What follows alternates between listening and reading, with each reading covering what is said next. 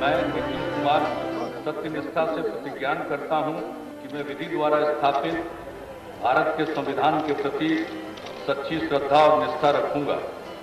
मैं भारत की प्रभुता और अखंडता अक्षुण्ण रखूंगा। मैं बिहार राज्य के मुख्यमंत्री के रूप में अपने कर्तव्यों का श्रद्धापूर्वक और शुद्ध अंतःकरण से निर्वहन करूंगा।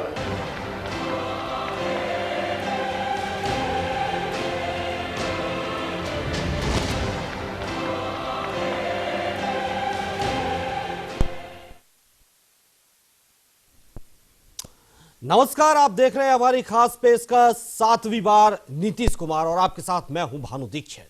जी हां, बिहार में बहार है और एक बार फिर 7वीं बार नीतीश कुमार है। नीतीश कुमार के शपथ ग्रहण में शामिल होने के लिए केंद्रीय गृह मंत्री अमित शाह और बीजेपी अध्यक्ष जेपी नड्डा पटना पहुंच गए हैं। केंद्रीय गृह मंत्री अमित शाह और बीजेपी अध्यक्ष जेपी नड्डा की मौजूदगी में नीतीश कुमार समेत 14 मंत्री शपथ लेने जा रहे हैं। बिहार में इस बार 2 डिप्टी सीएम होने की संभावना है। ऐसी अटकलें लगाई जा रही हैं कि कटिहार से चौथी बार विधायक निर्वाचित हुए तारकिशोर प्रसाद और बेतिया से विधायक रेणु देवी उप मुख्यमंत्री पद के मुख्य दावेदार हैं। इस बार सुशील मोदी को उप मुख्यमंत्री नहीं बनाया जा रहा है। इसका इशारा सुशील मोदी ने खुद दे दिया है।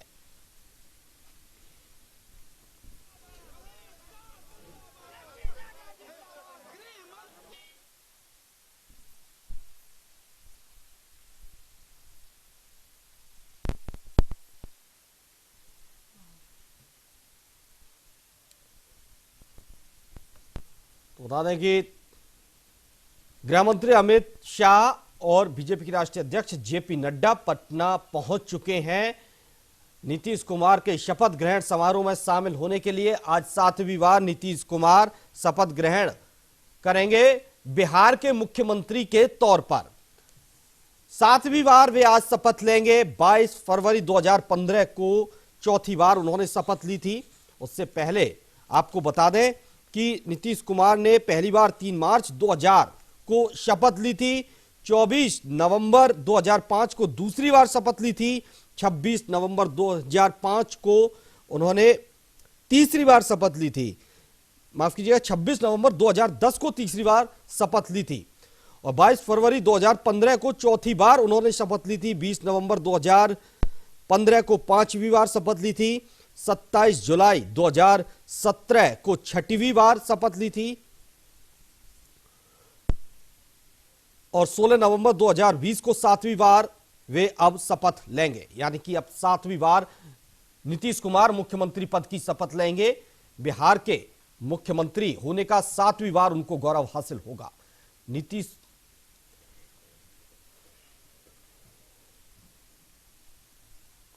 नीतीश कुमार आज शाम 7वीं बार बिहार के मुख्यमंत्री पद की शपथ लेंगे। तो वहीं बिहार के राज्यपाल फागू चौहान नीतीश कुमार को पद और गोपनीयता की शपथ दिलाएंगे।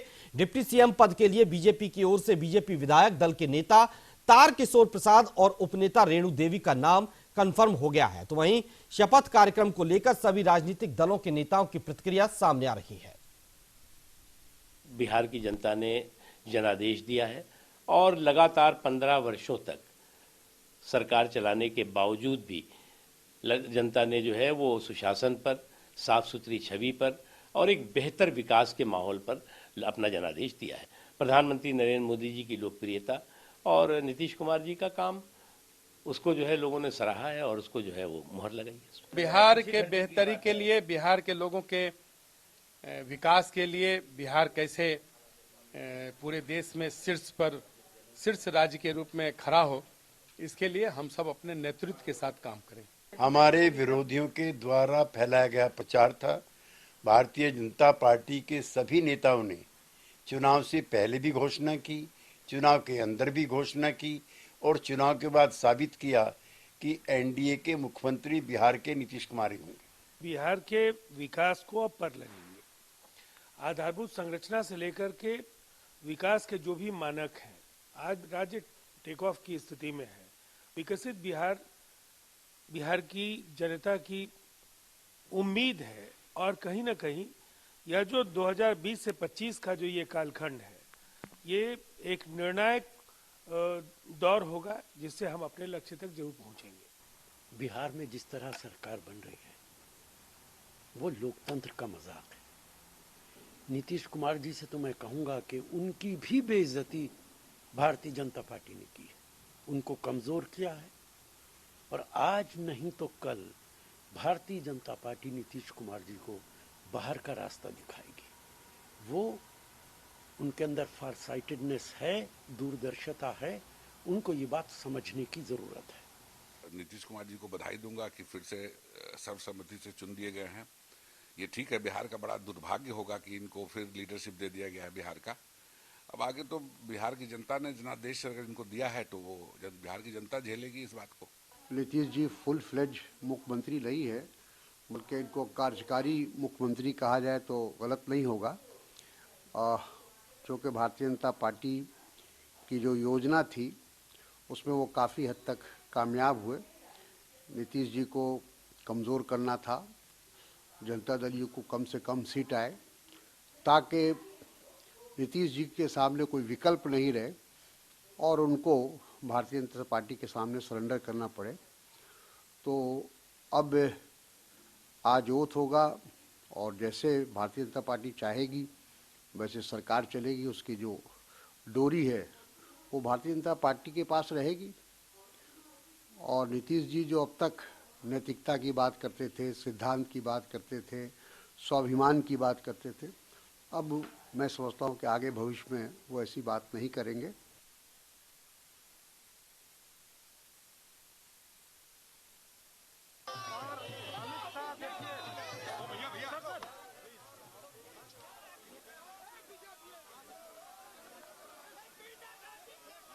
वहां पटना पहुंच चुके हैं। हालांकि खबर अब यह भी आ रही है कि कांग्रेस और आरजेडी ने शपथ ग्रहण का बहिष्कार किया है, विपक्ष शपथ ग्रहण में शामिल नहीं होगा। फिलहाल यह अभी खबर आ रही है। थोड़ी ही देर में सीएम पद की शपथ लेंगे नीतीश कुमार। 7वीं बार बिहार के मुख्यमंत्री वे बनेंगे। लंबी एक राजनीतिक पारी खेलते हुए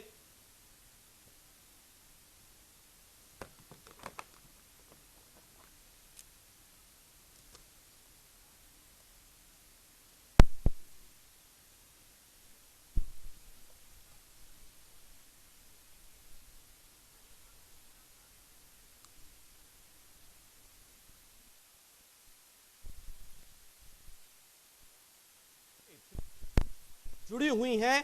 प्रीति, आज 7वीं बार नीतीश कुमार मुख्यमंत्री पद की शपथ लेंगे। पिछली बार जब 2015 में चुनाव हुआ था तब नारा दिया गया था बिहार में बहार है, नीतीश कुमार है। इस बार भी बिहार में बहार है, लेकिन उस वक्त नीतीश कुमार की पार्टी जेडीयू आरजेडी के साथ थी और इस बार बीजेपी के साथ है। बदलाव बस इतना है। लेकिन इस बार जो इस दोनों ही इस गठबंधन में जो बड़ा फेरबदल देखने को मिल रहा है वो ये है कि कहीं ना कहीं नीतीश कुमार भले ही मुख्यमंत्री बन रहे हैं, लेकिन ज्यादा बड़ी खुशी, ज्यादा बड़ा खेमा बीजेपी का ही दिखाई दे रहा है। बिल्कुल भानु, आपने जो बातें कही है ये बिल्कुल सही है, क्योंकि जिस तरीके से आपने कहा कि 2015 की चुनाव की बात करें, तब जब नारा दिया गया था कि इस बार बहार है और नीतीश कुमार है, इस तरह की जो नारे लगातार दिए जा रहे थे उनमें और इस बार जो चुनाव हुए उनमें वाकई काफी अंतर देखने को मिल रहा है। क्योंकि इस बार आरजेडी के साथ सरकार थी, इस बार जेडीयू के साथ, माफ कीजिएगा, बीजेपी के साथ सरकार बनती हुई नजर आ रही है। तो कहीं ना कहीं वाकई नारे के साथ साथ राजनीतिक समीकरण भी काफी बदलते हुए नजर आ रहे हैं। और साथ ही आज जिस तरीके से लगातार बिहार की बात करें तो तमाम बीजेपी खेमे में खुशी की लहर देखने को मिल रही है। तमाम बीजेपी के बड़े नेता जो हैं वो लगातार तैयारियों में जुटे हुए हैं। जेपी नड्डा और अमित शाह जो है वो पटना भी पहुंच गए हैं और अब से कुछ ही देर बाद जब शपथ ग्रहण समारोह होगा तो इसमें शामिल भी वो होंगे। तो कहीं ना कहीं इस बात को हम नहीं नकार सकते कि वाकई इस बार बेशक सीएम नीतीश कुमार को बनाया जा रहा हो, लेकिन कहीं ना कहीं जेडीयू खेमे में थोड़ी बहुत मायूसी कह सकते हैं कि इस बार देखने को मिल रही है और बीजेपी जो है वो काफी उत्साहित नजर आ रही है। बिल्कुल ठीक है। और कहीं ना कहीं नीतीश कुमार इससे पहले कह भी चुके थे कि मुझे मुख्यमंत्री नहीं बनना है, लेकिन मैं बीजेपी के कहने पर मुख्यमंत्री बन रहा हूं। जेडीयू से हमारे साथ एसएस अहमद जी जुड़ गए हैं। बहुत बहुत स्वागत है एसएस अहमद जी आपका न्यूज इंडिया पर। एसएस अहमद जी, आवाज पहुंच रही है आपको? नमस्ते भानु जी। हाँ, नमस्कार एसएस अहमद जी। एसएस अहमद जी, बहुत बड़ा पल एक बार फिर आ गया है बिहार की राजनीति में और 7वीं बार मुख्यमंत्री नीतीश कुमार अब मुख्यमंत्री बनने जा रहे हैं, नीतीश कुमार 7वीं बार। लेकिन दूसरी तरफ से खबर यह भी आ रही है कि विपक्ष इसका बहिष्कार कर रहा है। ठीक है, चलिए वो जो भी कर रहे हैं, लेकिन मेरा सवाल यहां ये बनता है कि एनडीए की जीत है, आप शुरू से ही ये कहते आए हैं, लेकिन कहीं ना कहीं जेडीयू को उतना मत इस बार बहुमत नहीं मिल पाया जनता का जो पहले मिला था। कमी कहां रह गई, इस पर मंथन तो किया ही होगा। देखिए भानु जी, मतों का सवाल कुछ नहीं है, जनता का जनादेश होता है और जनता का स्नेह प्रेम होता है। एक बार फिर जनता ने हमें अपना जनादेश दिया है और जनादेश का हम स्वीकार करते हैं। यह जनादेश बिहार में नीतीश कुमार के नाम पर ही मिला है। वो नीतीश कुमार का सुशासन है, नीतीश कुमार की साफ छवि है, जो विकास उन्होंने किया है वो विकास है। इन सब चीजों पर ही जनादेश मिला है और आज एक बहुत अच्छा दिन है। इसमें आज शपथ ग्रहण समारोह है। बिल्कुल ऐसे सहमत जी, इतना अच्छा दिन है, इतना बड़ा दिन है। आज एक बार फिर से नीतीश कुमार मुख्यमंत्री बनने जा रहे हैं। वो कौन सा फैसला है जो आपको उनका बहुत अच्छा लगा, जनता को बहुत अच्छा लगा, जो नीतीश कुमार ने अपने पिछले कार्यकाल में लिया और जनता ने उस पर विश्वास जताया? देखिए, नीतीश कुमार जी ने जो महिलाओं के लिए काम किया और समावेशी विकास किया, जनता के सभी वर्गों को वो समावेशी विकास जो है अच्छा लगा। जिस प्रकार सुशासन जो पिछले सरकार में 15 वर्ष पहले जंगल राज था, जंगल राज के हटने के बाद जो सुशासन बिहार में बनाया, जो जीरो टॉलरेंस अपराध और क्राइम पर उन्होंने दिया, भ्रष्टाचार पर दिया, और सबसे बड़ी बात है महिलाओं के लिए जो उन्होंने विभिन्न चरणों में कई एक स्तरों में उन्होंने काम करके दिखाया। जैसे एक जीविका समूह बनाया, बिहार स्टेट लाइवलीहुड बोर्ड की तरफ से जो जीविका ग्रुप बनाया, जिसमें कि हर पंचायत में कई एक सेल्फ हेल्प ग्रुप बनाए गए, जिसमें 10 से महिला जुड़ी, 10 से 15 महिला जुड़ी और महिलाओं ने को उन्होंने माने सेल्फ इंडिपेंडेंट बनाया। वो खुद से उसमें जुड़ करके अपने लिए रोजी रोजगार मुहैया की। जो आज के डेट में 5,000 से 6,000 रुपया महीना महिलाएं कमा रही हैं, तो पूरे बिहार में 1.5 करोड़ से अधिक महिलाएं नीतीश कुमार जी के साथ जुड़ी। उसके अलावा मुख्यमंत्री बालिका पोशाक योजना है, मुख्यमंत्री बालिका साइकिल योजना है। इन सबसे जो बच्चियां पढ़ लिख कर आज बड़ी होकर पहली मतदाता बनी, तो ये सब जो मतदाता हैं, ये महिलाएं जो बनी, बच्चियां जो महिला बनी, ये नीतीश कुमार की बड़ी बड़ी वोट बैंक बनी। उसके बाद शराबबंदी की वजह से भी जो महिलाएं जो कल तक घरेलू हिंसा में मुब्तला रहती थी और घर में उनके माहौल खराब रहते थे, आज वो माहौल दूर हो गए और उनके पति घर में आपके पास पैसा लेकर के आ रहे थे। ये सारी वजह जो है भानु जी बहुत बड़ी रही माननीय मुख्यमंत्री जी के लिए बिहार में। जी बिल्कुल, तमाम ऐसे फैसले रहे नीतीश कुमार के जिन्होंने जनता के मन में उनका विश्वास जगाया और जनता में एक ये पहचान उनकी बनाई, उनकी पार्टी की बनाई कि कहीं ना कहीं नीतीश कुमार है तो बिहार में बहार होगी ही होगी। हमारे साथ इरशाद उल हक जी भी जुड़ गए हैं, वरिष्ठ पत्रकार हैं। बहुत बहुत स्वागत है सर आपका। इरशाद उल हक जी, आज बहुत बड़ा मौका है बिहार में और लंबी राजनीतिक लड़ाई के बाद आखिरकार बीजेपी और जेडीयू और एनडीए की मतलब ये पूरी सरकार एक बार फिर से बन रही है। कहीं ना कहीं टक्कर जरूर मिली थी इस पूरे चुनाव में एनडीए को, लेकिन बहरहाल जो नतीजे अंतिम चरण में आए वो यही आए हैं कि एनडीए की सरकार बिहार में बनने ही जा रही है। अब जो इस सरकार में जो सीट माफ कीजिएगा, जो मंत्री पद को लेकर बंटवारा हुआ है, उसको किस तरह से आप देख रहे हैं? देखिए, सबसे पहले तो हम नीतीश कुमार जी को बधाई देते हैं और वो एक आज शपथ ले रहे हैं 4:30 बजे। जब वो शपथ ले रहे होंगे उस वक्त तक लगभग 70,000 ट्वीट जस्टिस पर गुलनाज के नाम पर हो चुका होगा, उससे भी ज्यादा हो चुका होगा। ये एक लड़की है जिसको 17 दिन पहले वैशाली में जला के मार डाला गया था और उसके जो आरोपी हैं अभी तक अरेस्ट नहीं हुए हैं, तो आज ही ये ट्रेंड कर रहा है। जहां तक आपकी बात है, भारतीय जनता पार्टी ने इसमें बड़ी ही सधी हुई नीति चलाई है। एक तो 2 लोगों को उप मुख्यमंत्री बनाने की बात की जा रही है, ये वैश्य समाज से है, अत्यंत पिछड़ा समाज से है। और जो राम और श्याम की जोड़ी की तरह पहले थी। पिछले 15 सालों से नीतीश कुमार और सुशील कुमार की मोदी सीएम और डिप्टी सीएम, तो इसमें श्याम इस बार नहीं होंगे, सुशील मोदी नहीं होंगे। जी जी। नीतीश कुमार जो है उनके पास 43 विधायक हैं और वो उसकी बूते पे मुख्यमंत्री बन रहे हैं। भानु जी, इसमें बड़ी दिलचस्प एक आंकड़ा मैं आपको बता रहा हूँ कि 2005 और 2010 में सबसे बड़ी पार्टी के रूप में नीतीश कुमार की पार्टी उभरी थी और तब वो मुख्यमंत्री बने थे। उसके बाद 2015 में दूसरे नंबर पे दूसरे दर्जे की पार्टी बनी थी, आरजेडी बड़ी थी और तब वो मुख्यमंत्री बने थे। 2020 में जनता दल यूनाइटेड तीसरे नंबर की पार्टी बनी थी, यानी कि सबसे बड़ी पार्टी आरजेडी, दूसरे नंबर पर भारतीय जनता पार्टी और तीसरे नंबर पर जनता दल यूनाइटेड। इन तीसरी परिस्थितियों में भी नीतीश कुमार मुख्यमंत्री के रूप में शपथ ले रहे हैं। तो हर हाल में नीतीश कुमार मुख्यमंत्री बन रहे हैं अगर, तो ये उनकी सबसे बड़ी उपलब्धि है, राजनीतिक कौशल है, मैं इसकी प्रशंसा करता हूँ।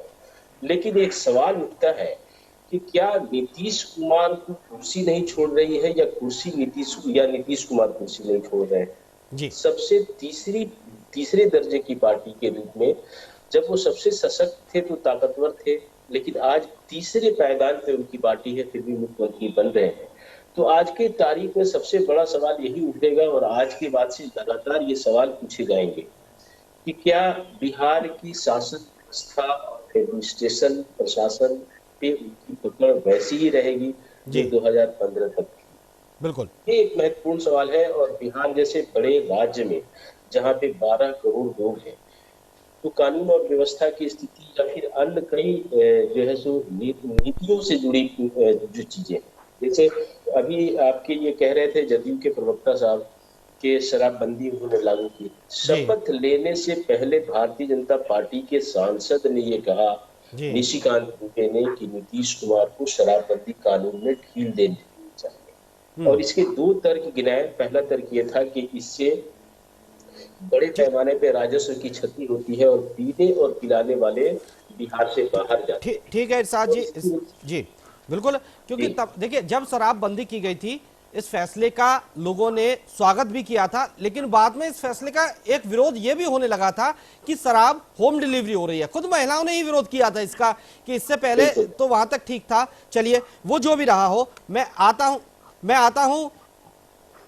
ये सीधी तस्वीरें हम दर्शकों को दिखा रहे हैं। अमित शाह गृह मंत्री जो पटना पहुंचे हुए हैं शपथ ग्रहण समारोह में, सीधी तस्वीरें आप देख रहे हैं। बीजेपी के चाणक्य इस वक्त पटना वे पहुंच चुके हैं।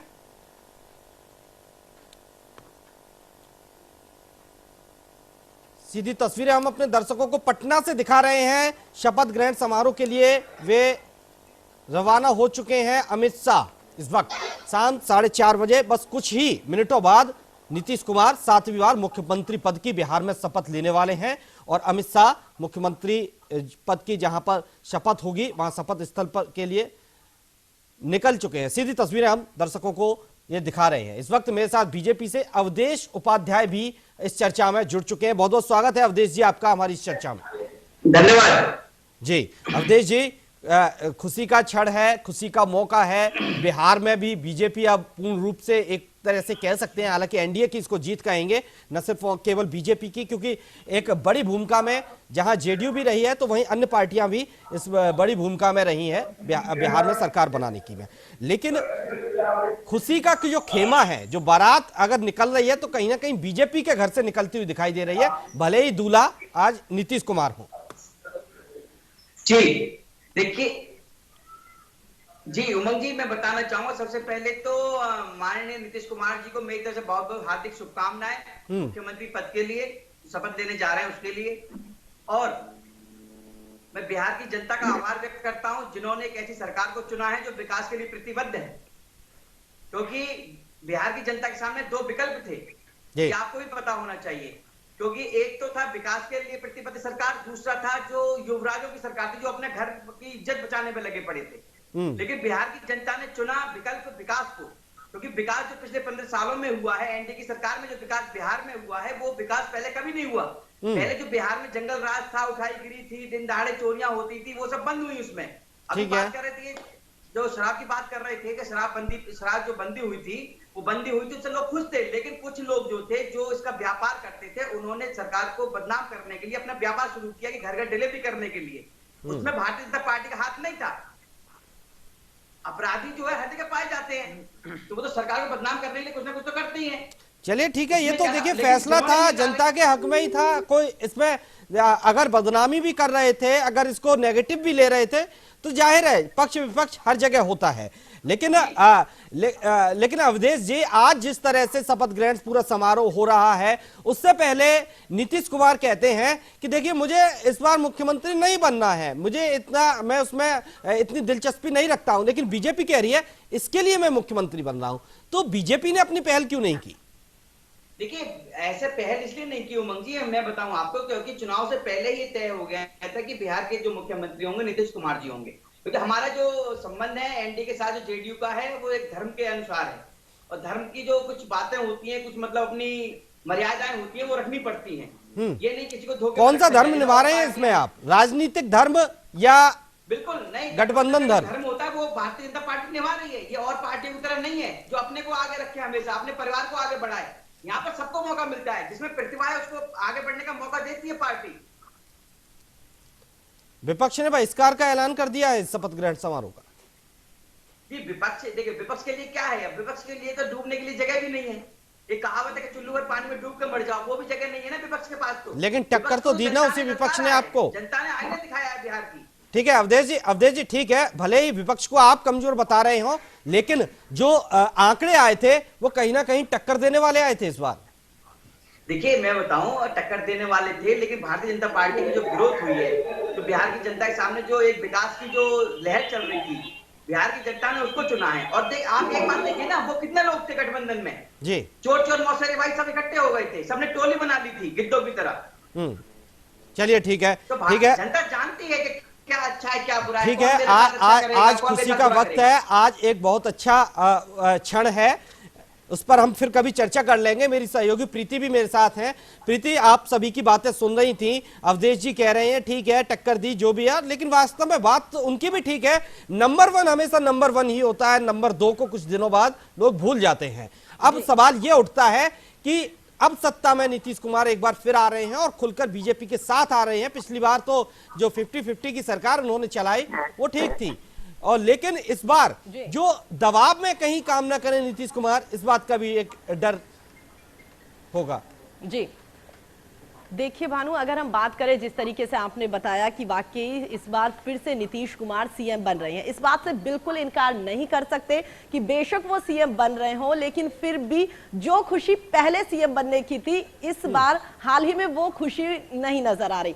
सीएम नीतीश कुमार की बात करें तो उनके नहीं, उनके आसपास के जितने भी लोग हैं, जो भी खेमा है, उसमें कह सकते हैं कि इस बार वो खुशी की लहर नजर नहीं आ रही एज कंपेयर टू बीजेपी। दफ्तरों की बात कर लेते, कार्यालय की बात कर लेते, तो वहां पर भारतीय जनता पार्टी के कार्यालय को आप देख सकते हो। आपने बिल्कुल सही बात कही कि बेशक दूल्हा जो है वो नीतीश कुमार है, लेकिन बारात जो है वो बीजेपी के खेमे से आती हुई नजर आ रही है। तो इस बात से तो बिल्कुल इनकार नहीं कर सकते कि वाकई इस बार मायूसी जेडीयू में छाई हुई है। साथ ही जिस तरीके से ये कहा जा रहा है कि जब चुनाव के रिजल्ट आए थे, तो रिजल्ट के बाद में तमाम नेताओं की ओर से ये बयान बदल दिया गया था कि हमें नहीं पता इस बार कौन सीएम बनेगा। लेकिन धीरे धीरे जिस तरीके से बात आगे बढ़ी, उसके बाद फिर से नीतीश कुमार को सीएम बना दिया गया है। तो कहीं ना कहीं इस बात से भी इनकार नहीं कर सकते कि नीतीश कुमार को दोबारा सीएम बनाने के पीछे भी भारतीय जनता पार्टी की कोई सोची समझी साजिश है। नहीं प्रीति, मैं इस बात से एग्री नहीं करूंगा। देखिए साजिश कोई नहीं है। मैं एसएस अहमद जी के पास जाऊंगा। एसएस अहमद जी, देखिए बीजेपी ने तो अपना धर्म निभा दिया। बीजेपी से हमने एक बार पूछा भी था कि क्या इस बार मुख्यमंत्री का चेहरा नीतीश ही होंगे, हालांकि वो तब पलट गए थे, लेकिन बाद में भी कई नेताओं के जवाब इस तरह से पलटे हुए आए। लेकिन बीजेपी ने बाद में साफ कर दिया कि हमने जो कहा था वही होगा, मुख्यमंत्री नीतीश जी ही बनेंगे। फिर आखिर क्यों नीतीश कुमार ने यह कहा कि मुझे इस बार मुख्यमंत्री बनने में कोई दिलचस्पी नहीं है, बीजेपी चाहे तो अपना कैंडिडेट उतार सकती है? देखिए भानु जी, इस चीज को ऐसे समझिए कि दूल्हा जो है वो भी एनडीए का है और जो बाराती हैं वो भी एनडीए के हैं। नहीं, एनडीए तो है, लेकिन खेमा बीजेपी में ज्यादा खुशी है। देखिए इस बात से सर आप इनकार नहीं कर सकते। यहाँ एक परिवार है ठीक है, परिवार है, देखिए, लेकिन परिवार में भी कहीं ना कहीं थोड़ी सी ऊंच नीच रहती है, कहीं ना कहीं मन में कुछ ना कुछ कसक होती है, भले ही बड़ों के मन में ना हो, लेकिन छोटों के मन में कहीं ना कहीं आ ही जाती है। आज 15 साल में आपको कहीं ऐसी तस्वीर का एक भी उदाहरण दीजिए कि जहां समझ में आपको आता हो कि कहीं आपको खिंचाव दोनों पार्टियों में नजर आया हो। आया था सर, आया था जब आरजेडी में चले गए थे, ऐसा समझ जी, जब खिंचाव आया था तभी तो नीतीश कुमार आरजेडी में चले गए थे, वरना क्यों जाते? वो सब पुरानी बातें हैं, तो आप ही ने पूछा भी 15 साल में बिल्कुल। देखिए, आज जो है एक एनडीए में 4 पार्टियां हैं, हिंदुस्तान अवाम मोर्चा है, विकासशील इंसान पार्टी है, बीजेपी है, जेडीयू है, सारे लोग एक साथ चुनाव लड़ने के लिए आए और सब पूरी जनता ने विकास और सुशासन के नाम पर वोट किया है। जब विकास और सुशासन के नाम पर वोट करती है तो इसमें कहाँ पर सवाल उठता है कि किसके खेमे का दूल्हा है और किसके खेमे का बाराती है। तो ठीक है, ऐसे सहमत जी, अगर सुशासन की बात अगर आप कर रहे हैं तो सीटें क्यों कम रह गई? अगर इतना सुशासन पर आपको भरोसा था तो जेडीयू उतनी सीटें क्यों नहीं लेकर आ पाई? कहाँ कमी रह गई? या कुछ ऐसा गेम हुआ आपके साथ कि आपके वोट काटे गए, सीट आपकी काटी गई? देखिए, जो गेम हुआ ये सब जग जाहिर है किस प्रकार लोजपा राजद ये सब मिल करके अब जनता के बीच में ये लोग ने भ्रम फैलाया। देखिए, नीतीश कुमार जी, तो फिर आपने विरोध क्यों नहीं किया उसका? देखिए, आपको भी तो विरोध करना चाहिए अगर आपके ऊपर कोई टीचर उछालेगा। देखिए, सत्ता को सेवा का मौका मानते हैं नीतीश कुमार जी। नीतीश जी सत्ता को सुख का माध्यम नहीं मानते हैं। ठीक है, उन्होंने बिहार की जनता का सेवा किया है और उसके लिए उस सेवा के बदले ही हम लोग जनता के पास जाते हैं और जनता भी उस सेवा के बदले ही हमको वोट देकर विजयी बनाया है।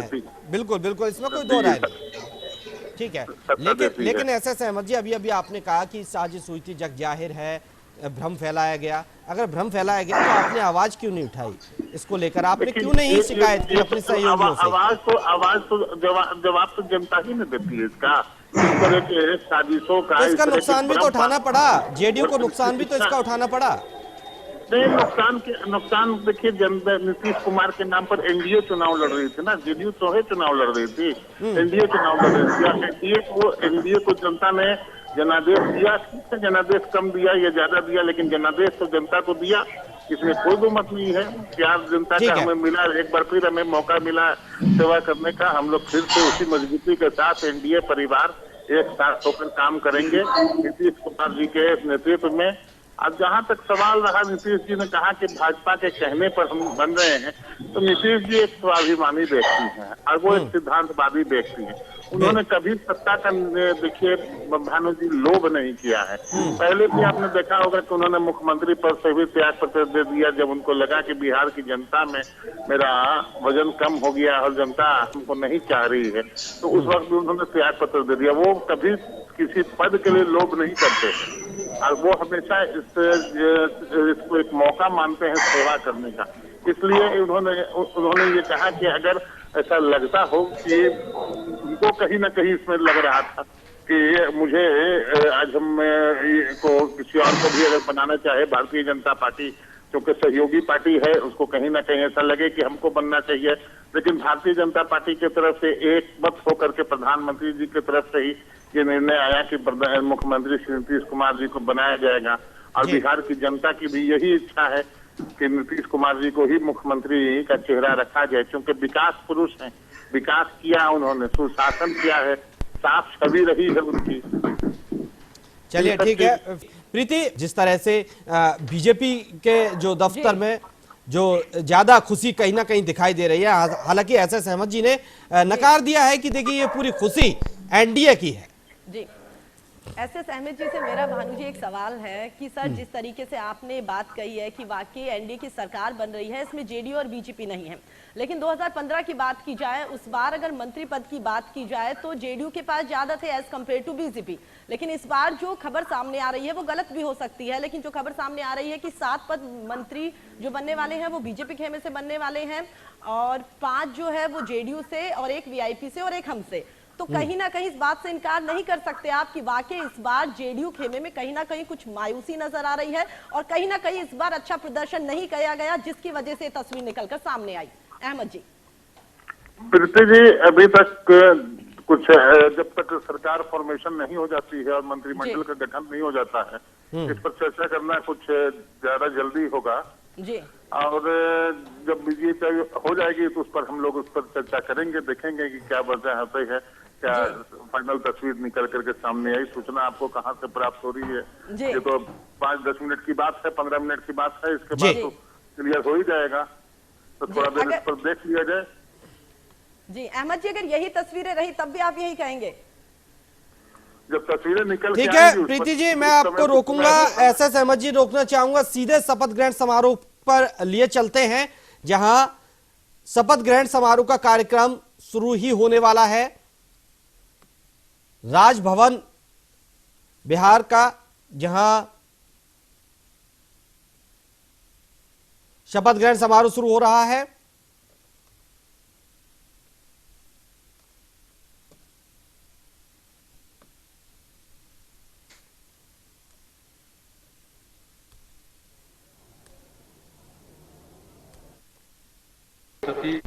वक्त आपको सीधे लिए चलते हैं बिहार राजभवन, जहां शपथ ग्रहण समारोह हो रहा है। नीतीश कुमार 7वीं बार मुख्यमंत्री पद की उन्होंने शपथ वे ले रहे हैं।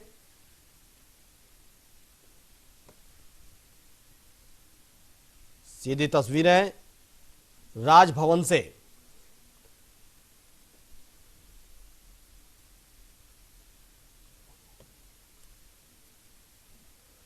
इस वक्त सीधी तस्वीर आप देख रहे हैं बिहार राजभवन से, जहां 7वीं बार शपथ ग्रहण समारोह में मुख्यमंत्री नीतीश कुमार को बिहार के मुख्यमंत्री की शपथ दिलाई जाएगी।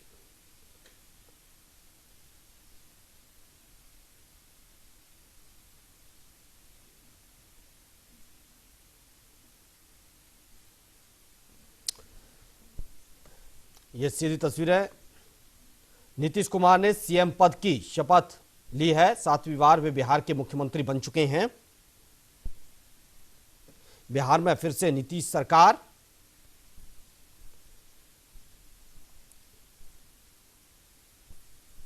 छह बार के सांसद, केंद्र में कृषि मंत्री।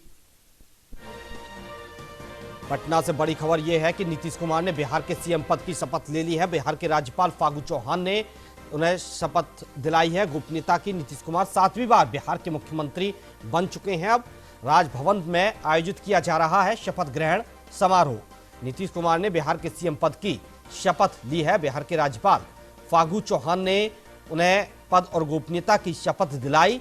बिहार के 7वीं बार नीतीश कुमार मुख्यमंत्री बन चुके हैं। नीतीश कुमार ने मुख्यमंत्री पद की शपथ ली। 7वीं बार वे बिहार के मुख्यमंत्री अब बन चुके हैं। राज्यपाल फागू चौहान ने नीतीश कुमार को पद और गोपनीयता की शपथ दिलाई है। इस वक्त बड़ी खबर पटना से आ रही है।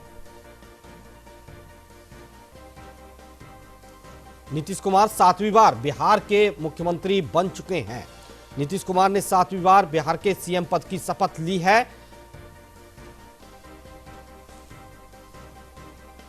चलिए वापस चलते हैं एक बार फिर से। अवधेश जी और एसएस अहमद जी हमारे साथ जुड़े हुए हैं जेडीयू और बीजेपी से, साथ ही इरशाद उल हक जी वरिष्ठ पत्रकार, प्रीति मेरी सहयोगी भी जुड़ी हुई हैं। डॉक्टर एसएस अहमद और अवधेश जी, बहुत बहुत मुबारक हो आपको। एनडीए की सरकार अब बन चुकी है और 7वीं बार बिहार के मुख्यमंत्री पद की शपथ नीतीश कुमार ने ले ली है। बहुत बहुत मुबारक हो। चलिए मैं आपके पास आता हूं, लेकिन उससे पहले वरिष्ठ पत्रकार इरशाद उल हक जी बहुत देर से मेरे साथ जुड़े हुए हैं। इरशाद उल हक जी, 7वीं बार मुख्यमंत्री बन गए हैं नीतीश कुमार, लेकिन जो बंटवारा मंत्री पद को लेकर दिखाई दे रहा है, बीजेपी से 7, जेडीयू से 5 और एक हम और वीआईपी से, किस तरह आप इस बंटवारे को देख रहे हैं? क्या कयास आप मान रहे हैं? क्या जो आंकड़े आए हैं उसके अकॉर्डिंग ही ये बंटवारा हुआ है? 12 लोगों ने शपथ ली है और उसके बाद एक्सटेंशन भी होगा, इसमें और मंत्री शामिल किए जा सकते हैं। बिहार में अधिकतम 36 मंत्रियों के लिए स्थान है, तो अभी गुंजाइश बाकी है। और जाहिर है कि अन्य दलों से, भारतीय जनता पार्टी से भी, जनता दल यूनाइटेड से भी, और हो सकता है कि जी रोकेंगे इरशाद उल हक जी। और भी मंत्री अभी शपथ ले रहे हैं, सीधी तस्वीरें दर्शकों को दिखा रहे हैं हम। अब की बात दो डिप्टी सीएम वाली सरकार बिहार में देखने को मिल रही है। और शुद्ध अंतःकरण से निर्वहन करूंगा तथा मैं भय या पक्षपात, अनुराग या द्वेष के बिना सभी प्रकार के लोगों के प्रति संविधान और विधि के अनुसार न्याय करूंगा।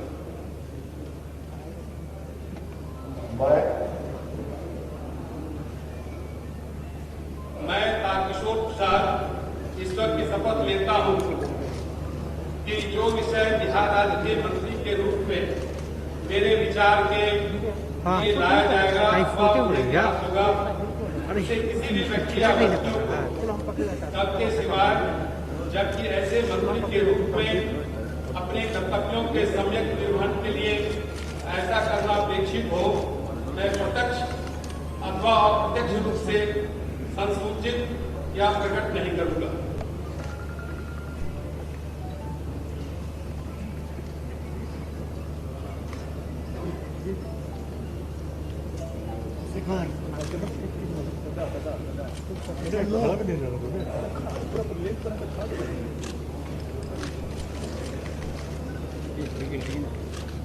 इस बार दो डिप्टी सीएम होंगे बिहार में, उत्तर प्रदेश की तरह ही।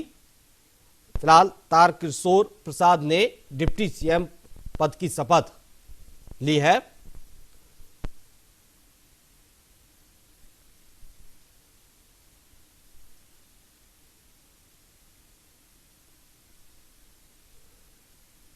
तारकिशोर प्रसाद उप मुख्यमंत्री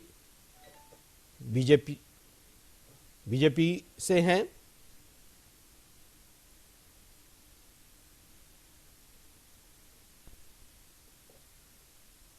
नीतीश कुमार ने बिहार के सीएम पद की 7वीं बार शपथ ले ली है और इसके बाद तारकिशोर प्रसाद ने भी शपथ ली है। राज्यपाल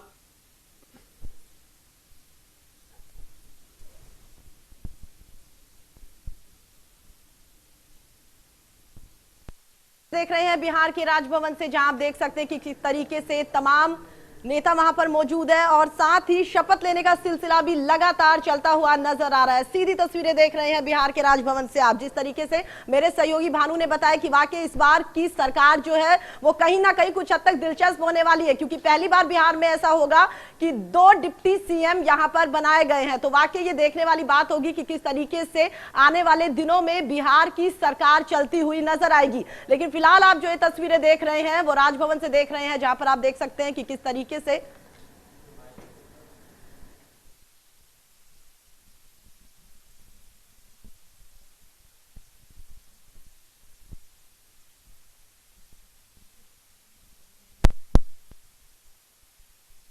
तस्वीरें आप इस वक्त देख रहे हैं।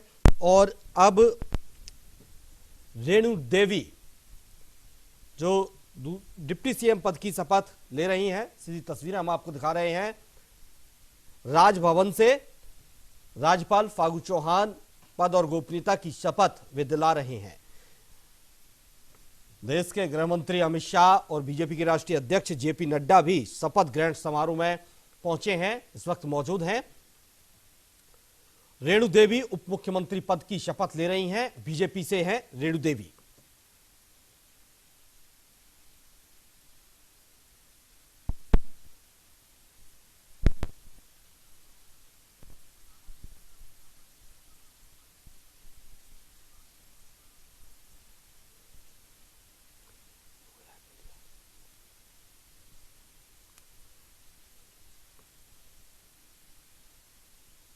देख रहे हैं बिहार के राजभवन से, जहां पर आप देख सकते हैं कि शपथ ग्रहण समारोह चल रहा है और साथ ही इस बार बिहार में 2 डिप्टी सीएम बनाए गए हैं।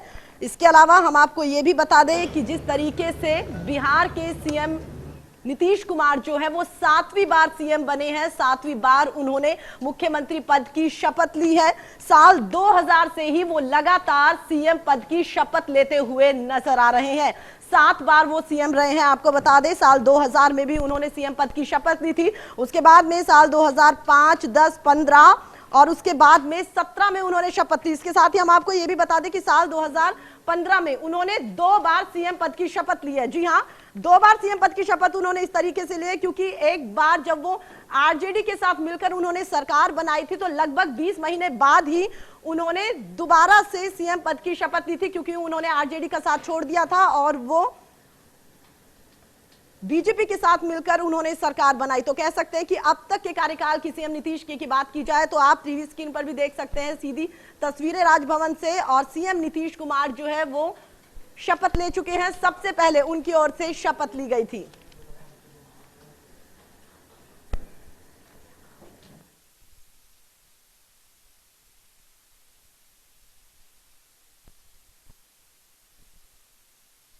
दिला रहे हैं नीतीश कुमार, मुख्यमंत्री बैठे हुए हैं, साथ ही तारकिशोर प्रसाद और अब रेणु देवी।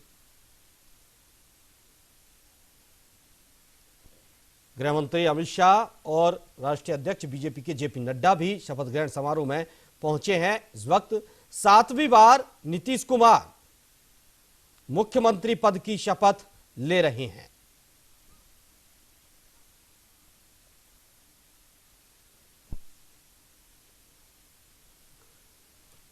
चलिए, बिल्कुल इरशाद उल हक जी, आपसे चर्चा हो रही थी, इस बार 2 डिप्टी सीएम बिहार में होंगे। तस्वीर बहुत ज्यादा बदली हुई इस बार नजर आ रही है, कितना फायदा इस बार मिलने वाला है? देखिए, भारतीय जनता पार्टी ने बहुत ही दबी हुई नीति के तहत ये फैसला लिया है। उन्होंने सुशील कुमार मोदी की जगह 2 उप मुख्यमंत्री को आगे किया है जी। और ये दोनों जो है भारतीय जनता पार्टी की नीतियों को लागू करने की पूरी कोशिश करेंगे, क्योंकि भारतीय जनता पार्टी लगभग 2 गुने सीटों से ज्यादा है। इनका 45 है और उसके पास 74 है।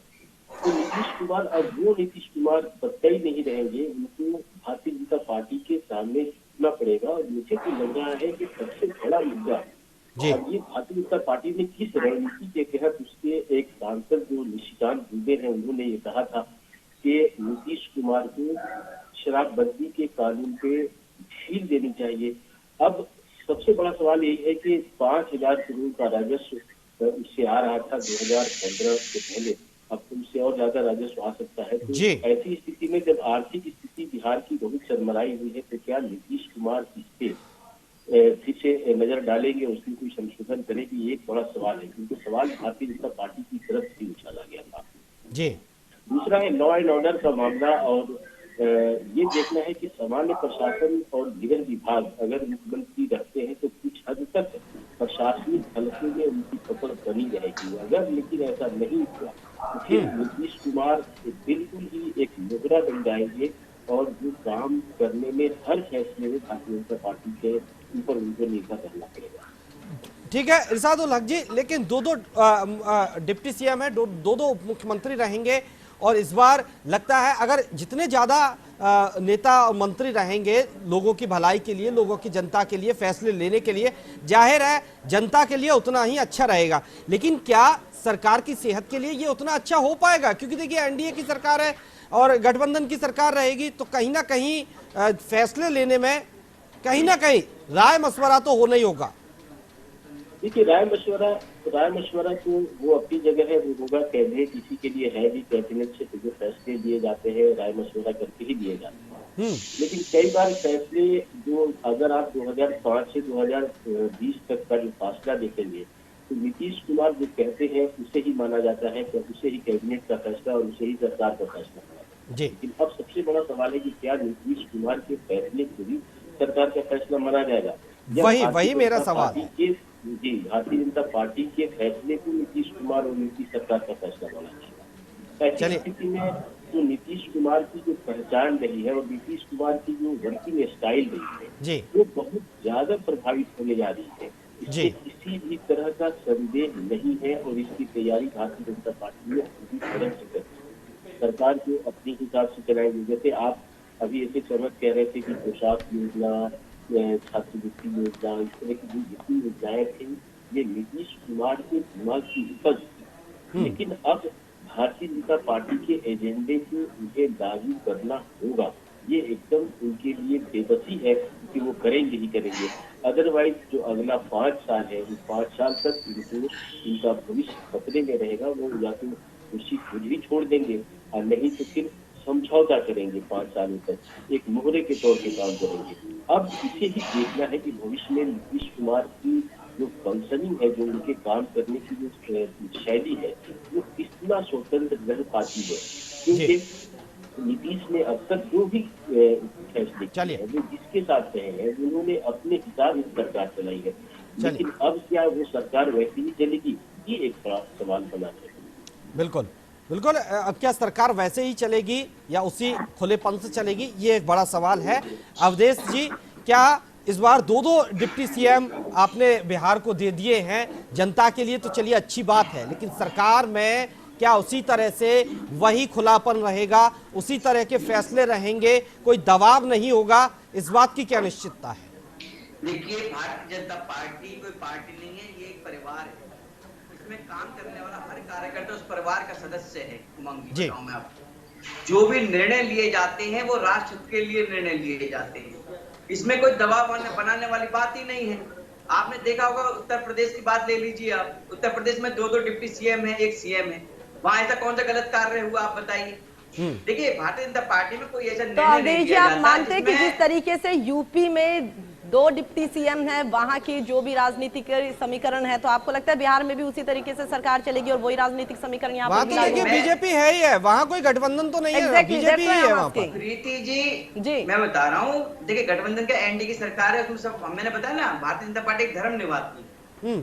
गठबंधन धर्म है हमारा एक, ठीक है। लेकिन सर नहीं, मेरा सवाल ये है कि आपने यूपी से कंपैरिजन किया है ना उस बात का कि 2 डिप्टी सीएम इस बार बिहार में है, तो सवाल ये है कि जैसे कि अभी उमंग जी ने बताया था कि 2 डिप्टी सीएम है, तो उसमें क्या फर्क पड़ेगा, मशवरे में कोई फर्क पड़ेगा? मशवरे में कोई, देखिए ऐसा कोई कार्य नहीं किया जाता भारतीय जनता पार्टी के द्वारा जो देश के हित में ना हो, हर वो निर्णय वो लिया जाता। लेकिन सर इस बात से भी तो इनकार नहीं कर सकते ना, दबाव नहीं बना सकता बीच में जी, लेकिन इस बात से भी इनकार नहीं कर सकते कि वहां पर 2 डिप्टी सीएम जो है वो एक ही पार्टी के हैं, यहाँ पे जो 2 डिप्टी सीएम बन रहे हैं वो ही एक पार्टी के हो, लेकिन सरकार तो अवधेश जी, ऐसा क्यों नहीं हुआ कि एक डिप्टी सीएम आप जेडीयू से बना देते, एक बीजेपी से ले लेते? जी नहीं, एक डिप्टी सीएम जब बनाते, जब सीएम जेडीयू को नहीं होती, जब सीएम सबसे बड़ी पावर सीएम है, तो सीएम तो ऐसे तो देखिए मंत्री भी बन रहे हैं, ऐसे तो मंत्री भी बन रहे हैं जेडीयू के और बीजेपी के दोनों, आप कह देते हैं। देखिए, वो जो निर्णय होता है उस नेतृत्व में के अंडर में होता है, वो अपने अनुसार निर्णय लेते हैं,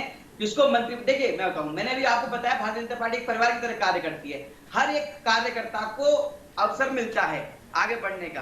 ये एक दूसरी पार्टी की तरह नहीं है जो अपने परिवार के लोगों को बढ़ाए, ये हर कार्यकर्ता को मौका देती है, आगे बढ़ो आगे बढ़ो, आप डिप्टी सीएम बनो, आप मंत्री बनो, आप विधायक बनो, आप एमपी बनो। लेकिन दूसरी पार्टी भी आपने देखी है देश में, तो केवल अपने परिवार को ही आगे बढ़ा। चलिए ठीक है अवधेश जी, ठीक है अवधेश जी, एस अहमद जी भी है, उनसे भी पूछ लेते हैं। एस अहमद जी, क्यों ना एक डिप्टी सीएम को जेडीयू से बनाया जाना चाहिए था? क्या आपको नहीं लगता? अब अवधेश जी से पूछा तो उन्होंने तो कह दिया कि सीएम है तो है जेडीयू से, सारी पावर तो सीएम के ही पास है। उप मुख्यमंत्री भी एक जेडीयू से होते तो और अच्छा नहीं होता जनता के लिए? ये सब बात, ये सब कोई सवाल का कोई अर्थ नहीं है। एनडीए पावर में आई है, एनडीए की जो समिति जो है, विधायक दल बैठे, सब लोगों ने फैसला किया और सब लोगों की सहमति से ही इस तरह के निर्णय लिए जाते हैं। और मुख्यमंत्री बीजेपी से, जेडीयू से हैं, अब 2 डिप्टी सीएम क्यों बने हैं, ये सब कोई काम नहीं है। मजबूती से काम करने के लिए एनडीए तैयार है। जनता ने हमें जनादेश दिया है और आप लोग पत्रकार हैं, इस प्रकार के कयास लगा सकते हैं, लगाते रहिए। इरशादुल हक की भी मैं बात सुन रहा था, वो भी एक राजनीतिक विश्लेषक कम पत्रकार ही हैं। इस तरह के राजनीतिक कयास वो लगा सकते हैं, उनको स्वतंत्र है। जनता राजनीति के कयास जनता का रुझान देख के लगाया जाता है, इस बात को तो मानेंगे आप? देखिए, जनता दल यू एक मजबूती के साथ भारतीय जनता पार्टी के साथ एक हम लोगों का तालमेल बिहार में कोई नया नहीं है, 15 साल से है। माननीय पूर्व प्रधानमंत्री, लेकिन एक कड़ी भी, एक गांठ भी लग गई थी इस तालमेल में। ऐसा सहमत जी, आपकी तरफ से एक गांठ भी लग गई थी इस तालमेल में? कोई तालमेल में गांठ नहीं लगी। ये हमारा एनडीए का गठबंधन बहुत ही अटूट है और बहुत सारे विपक्षी लोग जो हैं उनके दिल में ये खटकता रहता है, इसलिए वो भ्रम फैलाते रहते हैं जनता के बीच में। चुनाव के बीच में तो ज्यादा ही भ्रम फैलाते हैं। लेकिन अंततः मजबूत हम लोगों का जो तालमेल है वो जनता ने उसको एक बार फिर से जनादेश दिया है। और तो आपके कहने का मतलब है नीतीश कुमार जिस तरीके से पहले फैसले लेते आ रहे थे, इस बार भी इसी तरीके से फैसले लेते हुए नजर आएंगे? इस चीज का आपको तो गर्व महसूस होना चाहिए कि महिला को भी स्थान डिप्टी सीएम के रूप में बिहार में दिया गया है। जी हाँ, नीतीश जी ने महिलाओं के लिए जितना काम किया है, इस चीज को और बढ़ाने के लिए एक महिला एसएस अहमद जी, महिला तो मुख्यमंत्री भी रही है बिहार की, राबड़ी देवी। बाप रे बाप, उस समय मत याद कीजिए। जंगल रात शाम के 7 बजे घर से पुरुषों को आप तो डिप्टी सीएम की बात कर रहे हैं। ये देखिए, अच्छा है आप महिलाओं को बढ़ावा दे रहे हैं, महिलाओं को भी हक दे रहे हैं, इसमें कोई दो राय नहीं है, अच्छी बात है और मिलना चाहिए। आज तो महिलाएं कंधे से कंधा मिलाकर चल रही है, लेकिन आप डिप्टी सीएम की बात कर रहे हैं तो आरजेडी अगर होती तो वो यही कहती हमने तो मुख्यमंत्री बना दिया भाई महिला को। हाँ, तो याद ही रखे हुए हैं, उसी पर तो आज भी हम लोग डरते हैं। जनता भी डरती है, जो पुराने वोटर हैं वो भी डरते हैं और जो नए वोटर हैं वो भी डरते हैं कि कहीं जंगल राज न लौट के आ जाए। उनका जो शासनकाल था वो बिहार याद रखे हुआ है आज भी, और आज भी डर जाता है उनके नाम पर। किस प्रकार उन्होंने आम आदमी तो आम आदमी, IAS ऑफिसर, सरकारी पदाधिकारी सब के सब डरते थे। तब पेपर भरा रहता था इस चीज से। आप लोग पत्रकार हैं, भली भांति याद रखे हुए होंगे कि जब पेपर खोलिए सामने रहता था फला जगह का कलेक्टर पिटा गया, वहाँ का SDO पिटा गया, फला MLA ने नवादा में एक BDO को पीट दिया। ये स्थिति रहती थी, लोगों के मन में एक डर था।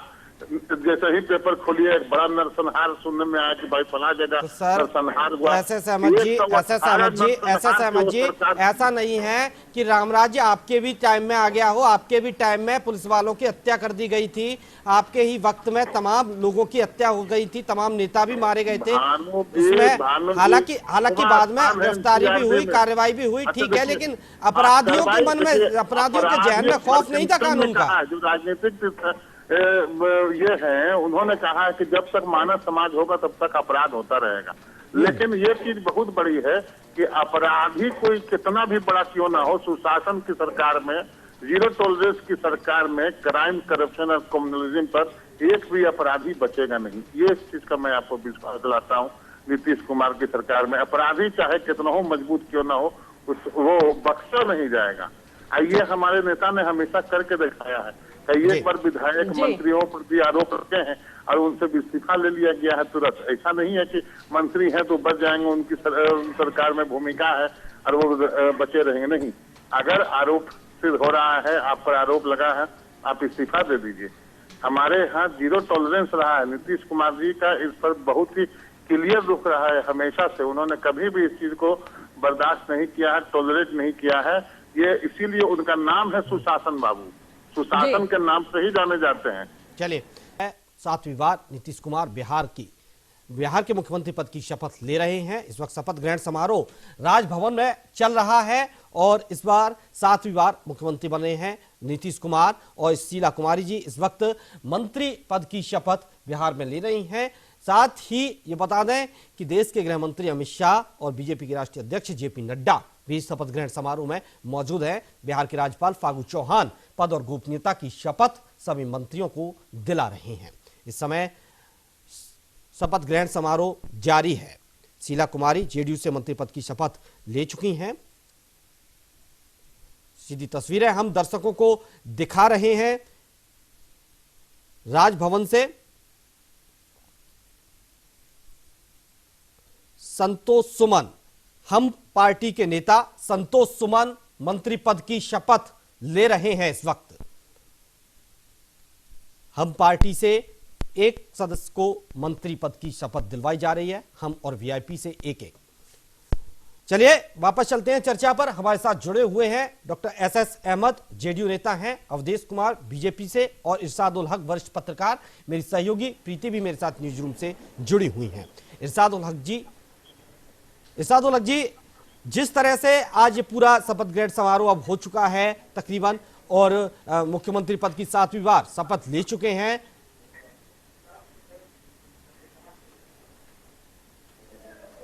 जी इरशाद उल हक जी, जिस तरह से अब ये मंत्री पद की शपथ हो जाएगी, सरकार सुचारू रूप से आ जाएगी, एसएस अहमद जी कह रहे हैं देखिए अपने डिप्टी सीएम बना दिया महिला को, तो जेडीयू से भी तो हैं, चलिए ठीक है कोई बात नहीं, लेकिन आगे जो लोगों, जो बिहार की जनता जो चाह रही थी विशेष राज्य का दर्जा, अब तो देखिए डबल इंजन की पूरी तरह सरकार बताई जा रही थी, वो आ चुकी है, बीजेपी भी है सत्ता में, अब तो पूरे दल बल के साथ है, ताकत के साथ है, तो क्या इस बार जो विशेष राज्य का दर्जा बिहार चाह रहा था वो मिल पाएगा? क्योंकि केंद्र में भी बीजेपी सरकार है, हालांकि थी पहले भी, जब प्रधानमंत्री से ये सवाल किया गया था विशेष राज्य के दर्जे के लिए तो वो टाल गए थे बात को, लेकिन क्या इस बार टाल पाएंगे? इरशाद उल हक जी, शायद संपर्क नहीं हो पा रहा है एसएस जी। अवधेश जी आवाज पहुंच रही है आप तक मेरी? नहीं शायद पहुंच पा रही।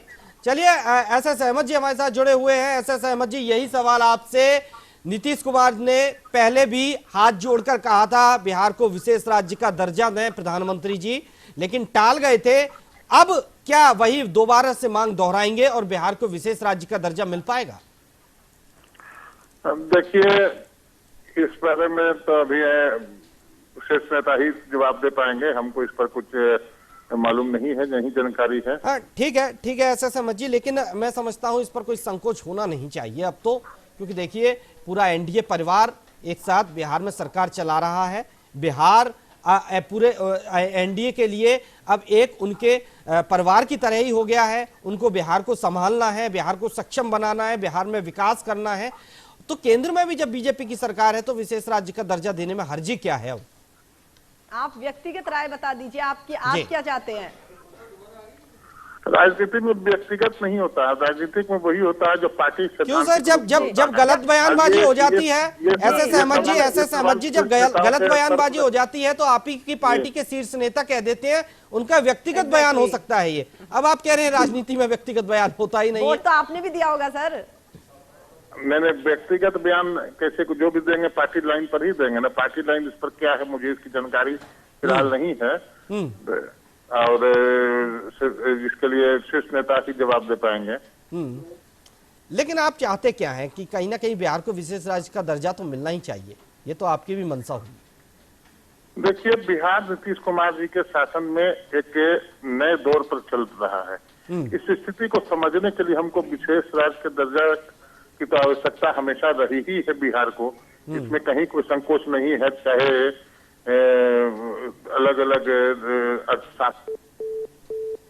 इस वक्त सीधी तस्वीरें आपको बता दें कि वीआईपी के मुकेश सहनी इस वक्त मंत्री पद की शपथ ले रहे हैं। दर्शकों को सीधी तस्वीर हम राजभवन से दिखा रहे हैं। वीआईपी के मुकेश सहनी ने मंत्री पद की शपथ ली है। राज्यपाल फागू चौहान पद और गोपनीयता की शपथ दिला रहे हैं और अब वीआईपी के मुकेश सहनी ने मंत्री पद की शपथ ली है।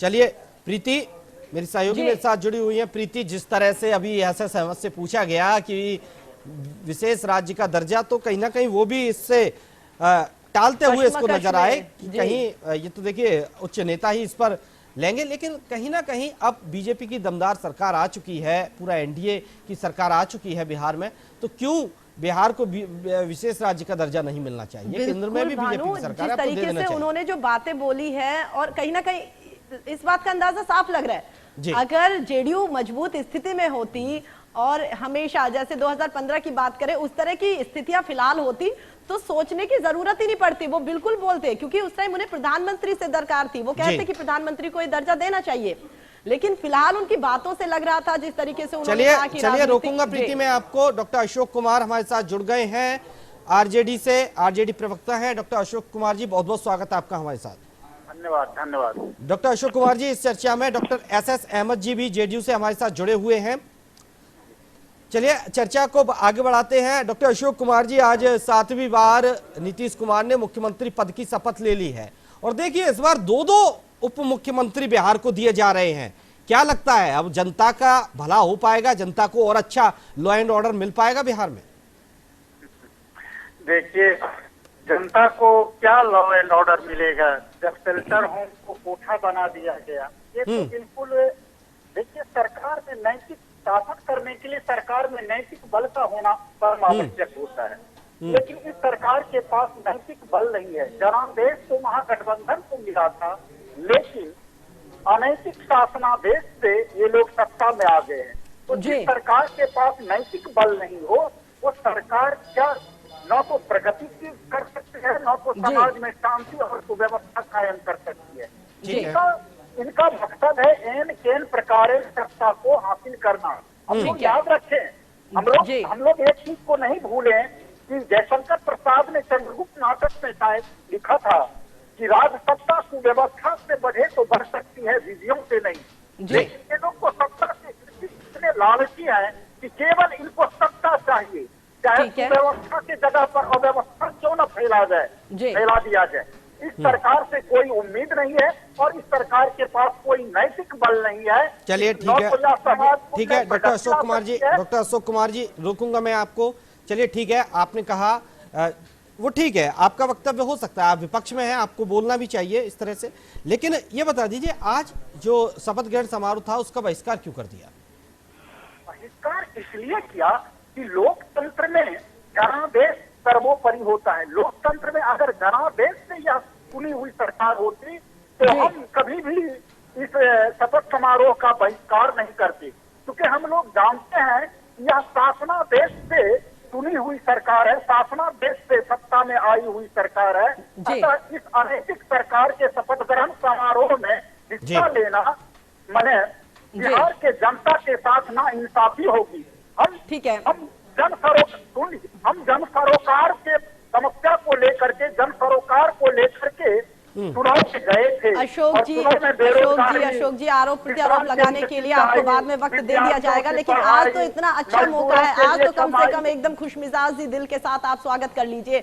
आज तो कम से कम आरोप प्रत्यारोप मत लगाइए, क्योंकि देखिए सर सरकार बन गई है, मंत्री पद की लगातार शपथ ली जा रही है, सीएम बन गए हैं दोबारा से सीएम नीतीश कुमार, और अभी आप लोग अभी भी नाराजगी लेकर बैठे हुए हैं।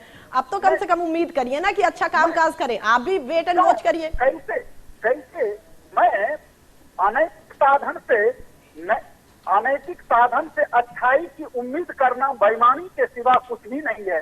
जो सरकार अनैतिक साधन को अपना करके सत्ता में आई हो, उससे हम यह सोच लेंगे कि यह समाज में सकारात्मक कार्य करेंगे, यह उम्मीद करना तो बेईमानी है। तो मतलब सरकार अगर कोई अच्छा काम करेगी तो उसकी भी सराहना नहीं करेंगे, नाराजगी लेकर बैठे रहेंगे पूरे 5 साल आप? मुझे इस सरकार से कोई उम्मीद ही नहीं है कि यह सरकार अच्छा काम कर सकेगी। जी तो चलिए अशोक कुमार जी, उम्मीद नहीं है अशोक कुमार जी देखिए आपके महागठबंधन भी अच्छे आंकड़ों के साथ आया है, कहीं ना कहीं तेजस्वी यादव ने पूरी टक्कर दी है। अगर आपको लगता है कि कहीं कुछ गलत हो रहा है तो आप विपक्ष में बैठे हैं, आपको आवाज उठानी चाहिए जनता के लिए, आप वहां पर आवाज उठाइएगा ना जहां पर आपको लगे कि यहाँ गलत है। हमारे आदरणीय नेता प्रतिपक्ष तेजस्वी प्रसाद यादव जी ने कह दिया है कि मैं जनवरी तक का समय देता हूँ, और जनवरी तक में अगर जिन मुद्दों को लेकर, जिन सरोकार की बातों को लेकर मैं चुनाव में गया था, अगर वो कार्य सरकार नहीं करेगी तो फिर मैं आंदोलन करूंगा। और हमारे जो आदरणीय नेता प्रतिपक्ष है वो बेरोजगारी की समस्या को लेकर, किसान की सिंचाई की समस्या को लेकर, पढ़ाई की समस्या को लेकर, कमाई की समस्या को लेकर, दवाई की समस्या को लेकर, सुनवाई और कार्रवाई की समस्या को लेकर, बिल्कुल जन सरोकार से जितने जुड़े हुए मामले थे, बिल्कुल सकारात्मक मुद्दों को लेकर चुनाव में गए थे। अगर इन मुद्दों पर सरकार द्रुत गति से कार्य करे तो हमारा सकारात्मक सहयोग रहेगा। मैं कभी भी नकारात्मकता में हम लोगों का कोई विश्वास नहीं है, लेकिन सरकार ने आप लोग पहले ही देखा नल जल योजना चलिए ठीक है अशोक कुमार जी ये आरोप प्रत्यारोप का आज देखिए इतना वक्त हमारे पास भी नहीं है, आरोप प्रत्यारोप के लिए बाद में हम चर्चा करेंगे कि कहाँ क्या कमी रह गई थी। योगदान नहीं रहेगा। ठीक है डॉक्टर अशोक कुमार जी, मैं रोकना चाहूंगा आपको यहाँ पर। जेडीयू से नेता सुमन कुमार मलिक जी भी हमारे साथ जुड़े हुए हैं। सुमन कुमार जी बहुत बहुत स्वागत। आप सुन रहे थे आरजेडी के प्रवक्ता हैं डॉक्टर अशोक कुमार को, तो वो कह रहे थे कि देखिए ठीक है हमने बहिष्कार कर दिया क्योंकि हमें नहीं लग रहा कि ये पूरी तरह से सही जनादेश आया है। जी देखिए, अभी तो मैं राजमहल में, ये राजभवन में ही उपस्थित हूँ जहाँ शपथ समारोह हो रहा है। सर वहाँ का ही माहौल बता दीजिए सबसे पहले, क्या कुछ नजारा वहाँ पर नजर आ रहा है, कितने उत्साहित है सारे लोग? बहुत सारे उत्साहित हैं और लग रहा है कि पूरा राजधानी सिमट गया है। देखिए राजनीति में क्या होता है ना, एक सकारात्मक सोच लेके चलना चाहिए। चुनाव में हार जीत कम ज्यादा संख्या बल होता रहता है, लेकिन होता क्या है ना कि हमारे यहाँ अगर पक्ष मजबूत है तो विपक्ष को भी हमेशा सकारात्मक होकर चलना चाहिए। और अभी तो सत्य मानी तो शुरुआत में नहीं हुआ है, शुरुआत तब होगा जबकि हमारे सभी मंत्री मुख्यमंत्री ओथ लेके हाउस में जाना शुरू कर देंगे, तो अब विधिवत शुरुआत माना जाएगा। तो आज मेरे हिसाब से, क्योंकि हमारा भी 4 दशक का 40 साल का राजनीतिक अनुभव हो गया है, तो मेरा मानना है कि आज राजद को या महागठबंधन के साथियों को जरूर शामिल होना चाहिए था। वैचारिक रूप से हमारे आपस में मतभेद होने चाहिए, मतभेद लाजमी है, क्योंकि कहीं न कहीं पक्ष विपक्ष है तो हमारी नीतियों में भी अंतर होगा, सोच में अंतर होगा। लेकिन जहां सामूहिक रूप से राज्य हित में कोई बात होती है तो आपस में जरूर बैठना चाहिए। इसलिए बैठना चाहिए कि कहीं अगर हमें गलती हो रही हो, सत्ता है इसका अर्थ ये नहीं है कि सभी काम हम सही करते हैं। हो सकता है कहीं कहीं हमसे कुछ छूट हो जाए, कहीं त्रुटि हो जाए, तो विपक्ष का एक बहुत बड़ा महत्वपूर्ण दायित्व बनता है कि ऐसे समय में वो सत्ता पक्ष को रोके टोके और सही तरीके से उसको आगाह करे। तो जब नहीं रहेंगे तो फिर सत्ता पक्ष निरंकुश हो जाएगा, और सत्ता को निरंकुश किसी कीमत पर नहीं होने देना चाहिए, ये विपक्ष को हमेशा सोचना चाहिए। इसलिए मेरे हिसाब से आज विपक्ष को होना चाहिए था, और विपक्ष होता तो मर्यादा और यहाँ की सुंदरता और बढ़ जाती। चलिए ठीक है, रामप्रीत पासवान इस वक्त मंत्री पद की शपथ ले रहे हैं बीजेपी से। दर्शकों को हम बता दें, रामप्रीत पासवान ने मंत्री पद की शपथ इस वक्त ली है। चलिए डॉक्टर अशोक कुमार, जिस तरह से शपथ ग्रहण समारोह अब हो रहा है, सरकार भी बनने वाली है, 2 डिप्टी सीएम बिहार को मिल चुके हैं, तो क्या लगता है कि अब जो लॉ एंड ऑर्डर है, जिस पर आप आरोप अब तक लगाते रहे थे कि लॉ एंड ऑर्डर बिगड़ा हुआ है, बिहार में जंगल राज आप बताते हैं, इधर जेडीयू बताती है कि आरजेडी के राज में जंगल राज रहा था, तो कहीं ना कहीं इस जो जंगल राज का जो शब्द है वो अब कहीं खत्म होता दिखाई देगा या नहीं? इन लोगों ने परसेप्शन बनाया बहुत चालाकी से भाजपा के साथ। भाजपा जो है उस पर जो हिटलर या गोएबल्स का, हिटलर ने कहा था एक झूठ को इतना बार बोलो उस सोसाइटी को लगने लगे कि यही सत्य है। तो जो गरीबों का राज था, जो दबे कुचलों का राज था, जो राज्य सामाजिक न्याय पर आधारित था, जिस राज्य में गरीबों को, दलितों को, कुचलों को, पालेमाल रूहों को न्याय मिल रहा था, उस राज्य को बड़ी चालाकी से इन लोगों ने जंगल राज के रूप में दुष्प्रचार किया।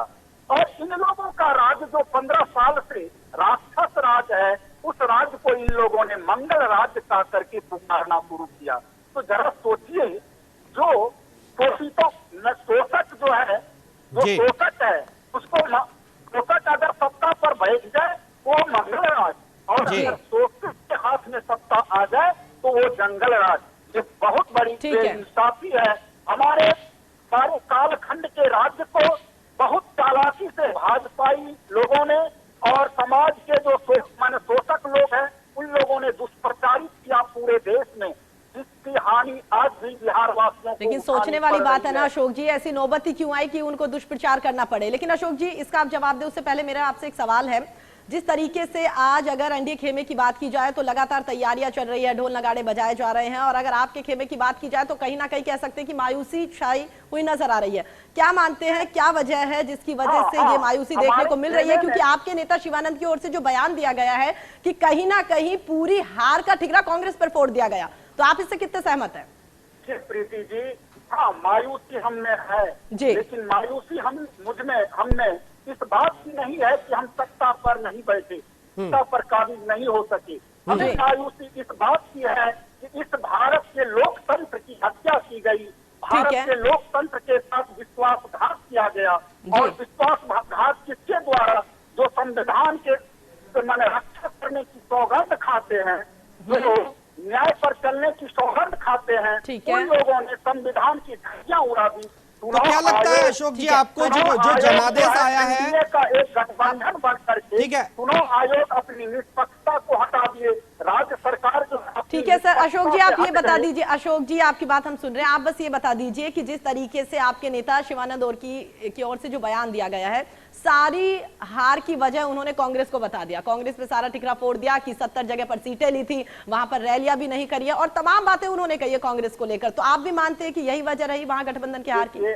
मैं आदरणीय शिवानंद बाबू जो है हमारे पार्टी के राष्ट्रीय उपाध्यक्ष हैं, बहुत सीनियर और अनुभवी नेता हैं, लेकिन मैं उनकी बातों से पूर्णतः सहमत नहीं हूँ। हार के प्रीति जी अनेक कारण हो जाते हैं, जीत के केवल एक ही कारण बनते हैं, लेकिन हार के अनेक कारण हो जाते हैं। जब स्थिर से माइंड को स्थिर करके, मस्तिष्क को स्थिर करके न्यायपूर्ण ढंग से इस पर एक एक बातों का विश्लेषण किया जाएगा, हमारे जो उच्च स्तरीय नेता है उनके द्वारा आपस में बात विचार होगा, तर्क वितर्क होगा। बिल्कुल अशोक जी, तभी तो सवाल ठीक है अशोक जी एक छोटा सा सवाल, ठीक है अशोक जी सब बातों को भूल जाइए, एक छोटा सा सवाल ये है कि अगर आप शिवानंद जी की बातों से सहमत नहीं है तो ये बता दीजिए महागठबंधन में कमजोर कड़ी कौन, क्योंकि मंथन तो कर ही लिया होगा कम से कम इस बात को लेकर। ठीक है मान तो जो जनादेश आया है, जो आंकड़े आए हैं डॉक्टर अशोक कुमार जी, जो आंकड़े आए हैं आप उनसे सहमत हैं या नहीं, ये बता दीजिए। जी आंकड़े जो आए हैं, किस चीज के आंकड़े? जो नतीजे फिलहाल आए हैं, नतीजे आए हैं, आप उससे सहमत है या नहीं? मैं उससे सहमत नहीं हूँ। हमारे आंकड़े को 130 जा रहे थे, हमारे 20-25 सीट पर लोगों ने जबरदस्ती। अच्छा ठीक है अशोक जी, एक छोटा सा सवाल और मेरा, तो आप ये मानते हैं कि कांग्रेस अगर अच्छा प्रदर्शन करती तो कहीं ना कहीं सरकार आपकी बनती हुई आज नजर आ रही होती? कांग्रेस अगर अच्छा प्रदर्शन करती, हम राष्ट्रीय जनता दल वाले भी उससे बेहतर प्रदर्शन कर सकते थे, हमसे भी कुछ चूक हुई है। मैं ये भी कहता हूँ कि हमसे कोई चूक नहीं हुई है। बहुत सारे 10-15 टिकट ऐसे लोगों को चले गए जहाँ पर कि हमें राष्ट्रीय जनता दल को उन्हें टिकट नहीं देना चाहिए। ये सब बहुत बड़ी बात, बहुत तरह की बातें हैं। हमारे जो ठीक है सुमन कुमार, ठीक है जो है केवल जो कम्युनिस्ट वाले धारा थे वो हमारे आसान रूप जो है रिजल्ट, मैं सोचा था कि 20 तक वो जाएंगे 29 में, लेकिन 16 आया और 3-4 जो है वो तो जबरदस्ती हराए गए। ठीक है चलिए ठीक है अशोक कुमार जी, रोकना चाहूंगा, वक्त की कमी है। अशोक जी सुमन कुमार मलिक के पास चलेंगे। सुमन कुमार मलिक जी, अशोक जी ने जो आंकड़े आए हैं सिरे से खारिज कर दिए हैं, कहीं ना कहीं वो कह रहे हैं कि कुछ तो हुआ है, जनादेश तो हमारे पक्ष में था लेकिन कुछ तो हुआ है, कहीं तो हुआ है जो जनादेश एकदम से पलट गया। हाँ मैं अशोक जी की बात से सहमत हूँ, वास्तव में कुछ न कुछ तो हुआ है और जनादेश पलट गया। इसके पीछे एकमात्र कारण ये है कि लोगों ने जो हमारे विपक्षी दल है महागठबंधन, उनको लगा कि हमारे पक्ष में जनाधार है, हमारे जो पक्ष में लोगों के विचार हैं, लेकिन लोगों ने जब पिछले दिनों को याद किया, हमारे 15 साल के पहले के 15 साल को याद किया, और जब महागठबंधन के आने की संभावना मीडिया के द्वारा तथा अन्य सूत्रों से ज्ञात हुआ, तो लोगों का जो फिर शुरुआती दौर था महागठबंधन के कुछ लोगों का, तो लोगों को लगा कि फिर जो शांति है, जो भय मुक्त समाज है वो प्रभावित होगा, तो फिर वहां से मामला पलट गया और लोगों ने एक जैसा अभी कह रहे हैं कि युवा वर्ग, महिलाओं की भागीदारी बहुत ज्यादा इस चुनाव में रहा। तो ये वो महिलाएं थी जिनको लगा कि शराबबंदी खत्म किया जा सकता है, जो भयमुक्त समाज है वो खत्म हो जाएगा। नीतीश कुमार ने इतने मेहनत के बाद जो शराबबंदी का निर्णय लिया, जो भयमुक्त समाज देने का काम किया, वो प्रभावित हो सकता है। यही कारण है कि जनाधार पलट गया। एक बहुत बड़ा खेल जनहित में, राजहित में लोगों ने लिया, और जिसका परिणाम आज ये है कि एनडीए की सरकार पटना के राजभवन में शपथ ले रही है। जी, तो सुमन जी आपको लगता है कि वाकई जिस तरीके से शराबबंदी की बात आपकी ओर से कही गई है, यही एक वजह है जिसकी वजह से महिलाओं की ओर से इस बार जेडीयू को या एनडीए को ज्यादा वोट दिए गए हैं? निसंदेह। देखिए आप खुद मैं इस बात को मानेंगे कि जो जिस तरीके से दोनों पहलू देखने भी जरूरी है ना। नहीं, देखिए आप मान के चलेंगे कि दोस्तों जिस तरीके से समाज जो प्रभावित हो रहा था नशा से, शराब से, महिलाओं की उनकी जो सुरक्षा, सुमन जी लेकिन इस बात से भी तो इनकार नहीं कर सकते कि एक और आप लोगों की ओर से शराबबंदी की गई, तो दूसरी ओर कह सकते हैं कि अफीम वगैरह जो है, इस तरह के जो नशीले पदार्थ है, उनका कारोबार बढ़ता हुआ नजर आया। ये दोनों चीजें साथ तो नहीं चल सकती ना सर। ये आपने अच्छा सवाल हमने किया है। शराबबंदी किया गया और उसके शराबबंदी के बाद जो कुछ स्थितियां पैदा हुई, कि जो नशा पसंद लोग हैं या समाज का वैसा तबका जो नशा की चाह में रहता है, उन्होंने इसका विकल्प खोजा है। हम लोग अपने मुख्यमंत्री से, हम अपनी सरकार से आपकी बात उनको तक पहुंचाएंगे और चलिए शुक्र है आपने माना तो सही जी। नशा का जो ये दूसरा विकल्प है उसको पूरी तरीके से सुमन कुमार मलिक जी आप ये मान रहे हैं कि दूसरा विकल्प तो ढूंढ लिया गया, लेकिन इतने साल हो गए, 2.5 साल बाद भी, 3 साल बाद भी आपको ये समझ में नहीं आया कि इस पर भी पाबंदी लगानी चाहिए? जब बंदी हुआ था उस समय जो ये सब विकल्प नहीं आए थे, इधर यह विकल्प देखा रहा। सर क्या बात कर रहे हैं? दूसरी बड़ी बात क्या है, सुमन कुमार जी क्या बात कर रहे हैं? ये चर्चा तो तभी से उठने लगी थी, गांजा तो भर भर के पकड़ा जा रहा था बिहार में, गांजे की खेपें तो भर भर के पकड़ी जा रही थी, तमाम जगह से गांजा पहुंच रहा था, ट्रकों में भरकर तमाम लोगों ने ऐसी व्यवस्थाएं कर ली थी। हमारी आने वाली सरकार जो आज शपथ ले रही है, आप देखेंगे कि जो ये जो विकल्प है पूरी तरीके से नशाबंदी होगा और हमारी ये सरकार जो है, ये सत्र जो है, ये टर्म जो है उसका, ये आपको तो मतलब सुमन जी इंतजार कर रहे थे कि दोबारा सरकार बनेगी, उसके बाद इस बात पर ध्यान देंगे। चलिए इसका जवाब ले लेते हैं डॉक्टर अशोक कुमार जी। क्या एक ये वजह, बड़ी वजह रही कि जनादेश जेडीयू के पक्ष में आया, एनडीए के पक्ष में आया कि शराबबंदी कर दी गई थी या होम डिलीवरी होने लगी, स्पेशली महिलाओं का? शराबबंदी का समर्थन हम लोगों ने भी किया था, बढ़ करके हिस्सा लिया था, लेकिन बाद में जो देखा शराबबंदी, शासन के संरक्षण में शराब जो है यहाँ लगा और होम डिलीवरी होना शुरू हो गया। पहले तो 200 रुपये में मिलता था, वो 1200-1600 में शराब बेधड़क से आप कहीं पर पहुँच दीजिए, शराब आ जाएगा। तो इनके जो फुटबॉलिए नेता लोग थे और शासन में जो कुछ उस तरह के कमाने वाले लोग हैं, वो व्यापार करना शुरू कर दिए। एक तो रही ये बात। आप कहिए जो इनके राज्य में जो कह रहे हैं, साक्षात के लिए प्रमाण की कोई आवश्यकता नहीं है। जब बीजेपी का रैली होता था या जदयू का रैली होता था तो 1000, 2000, 500 आदमी भी वहाँ नहीं छूट पाते थे। कहाँ इनके रैलियों में महिलाएं आती थी, कहाँ इनके रैलियों में युवक देखे जाते थे, और हमारे रैली में लाखों लाख भीड़ जुटते थे, जहाँ युवा जो है।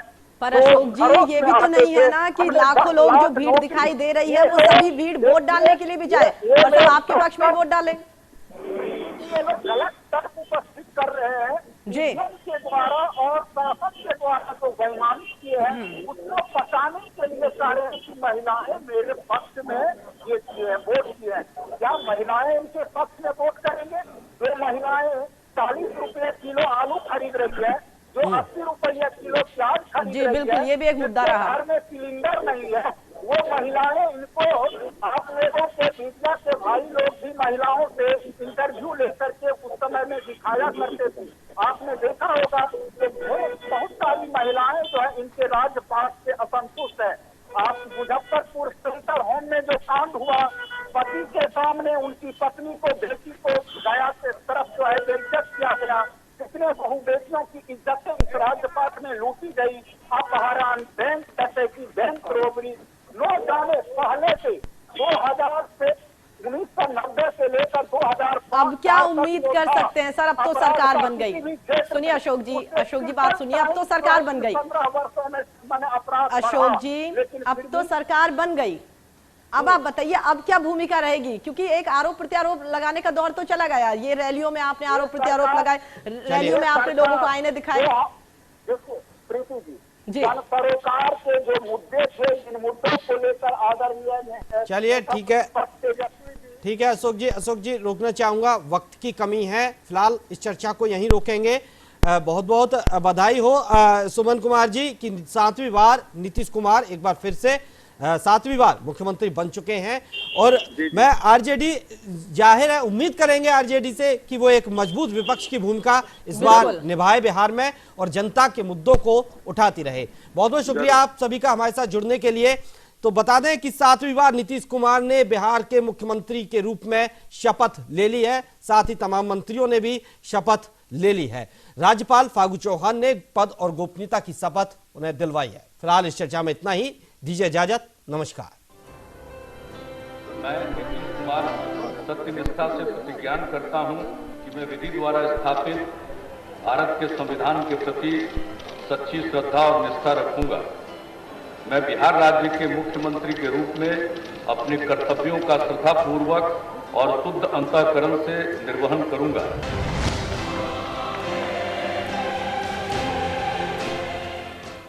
बढ़िया।